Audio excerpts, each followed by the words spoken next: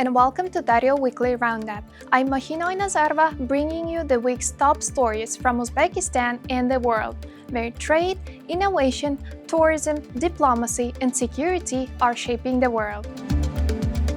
First of all, Uzbekistan is opening new doors in trade and business. Uzbekistan and Turkmenistan are strengthening economic ties with the launch of leasing for retail properties in the Uzbekistan-Turkmenistan Free Trade Zone.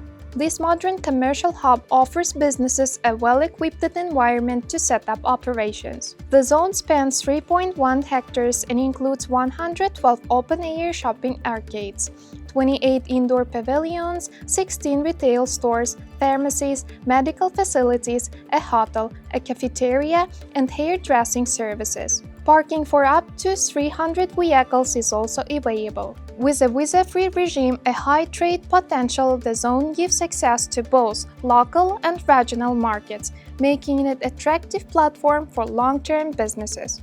Since early 2025, bilateral trade between the two countries has approached $1 billion. The Shavot-Tashoguz Borders Trade Zone continues to support growth, with cargo transport up to 30%, including more shipments through Turkmenbashi port. Humanitarian cooperation and interregional exchanges are also strengthening this partnership. Another major trend: China is rapidly reshaping Uzbekistan's economy, and the numbers are striking. In just 1 year, the number of Chinese companies in Uzbekistan surged by 50%. As of January 1, 2026, Uzbekistan hosts 18,164 foreign-owned enterprises, a 22% of annual jump. And for the first time in modern history, China is firmly in the lead.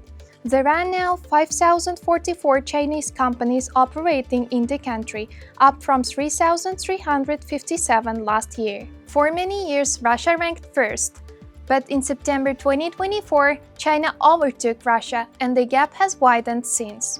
Today, Russia ranks second with 3,181 companies, followed by Turkey with over 2,100 and Kazakhstan with more than 1,200. Over the last 5 years, the total number of foreign invested enterprises in Uzbekistan has nearly doubled. More than 63% are based in Tashkent, with the fastest growth in trade, industry, and construction. This trend is also reflected in trade. In the first 11 months of 2025, Uzbekistan's foreign trade hit $72.8 billion, up 21.8% year-on-year. Trade with China alone reached $14.65 billion, making it Uzbekistan's largest trading partner, ahead of Russia. China is no longer just a partner, it's becoming a key economic driver in Uzbekistan's evolving market. Turning to energy and sustainability, Uzbekistan's renewable energy sector is also gaining momentum. Abu Dhabi-based Masdar has secured $225 million to develop one of the country's largest clean energy projects.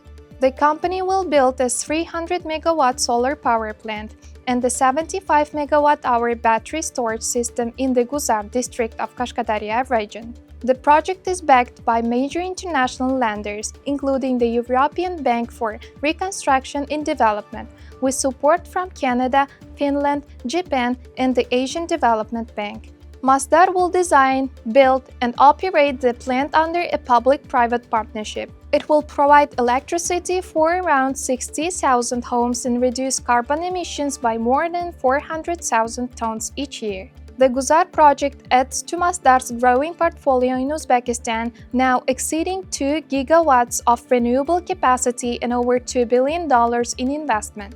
It also supports Uzbekistan's goal of producing 54% of its electricity from renewable sources by 2030. Uzbekistan's tourism sector reached a major milestone in 2025, with exports of tourist services climbing to $4.8 billion. President Shavkat Mirziyoyev reviewed key international cultural events and outlined new tourism priorities during a meeting on January 15th. Highlights include the 43rd UNESCO General Conference in Samarkand, which hosted over 3,000 delegates from 190 countries, and Expo 2025 in Japan, where the Uzbekistan pavilion welcomed about 1 million visitors. Preparations are already underway for Expo 2030 in Saudi Arabia, with plans for even larger national pavilion. Major cultural events boosted tourism, with hotel occupation about 90% in host cities. Art events in Bukhara and Samarkand attracted millions of visitors. Tourist arrivals in 2025 are expected to exceed 11 million, helped by Uzbekistan's visa-free regime with 94 countries. Looking ahead, priorities include digitalization, stronger international marketing, and infrastructure projects like the Samarkand Heritage Corridor and new Silk Road museums, positioning Uzbekistan as a leading cultural and tourism destination.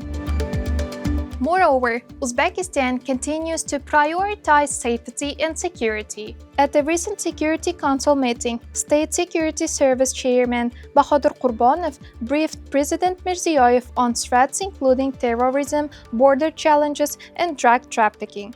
Authorities report that extremist ideas are spreading via digital platforms and social media. Cross-border threats, including illegal drug and weapons, remain significant. In 2025, 3.6 tons of narcotics were seized, more than double the previous year, and 15 illegal drug labs were dismantled. The State Security Service is tackling corruption and religious radicalization through strict legal measures, increased prosecution, and digital monitoring. A new special unit equipped with Turkish-made Bayraktar drones has been created to further enhance national security. These were the key stories of the week. Thank you for watching Daryo Weekly Roundup. For more news and in-depth coverage, visit Daryo and follow us on social media.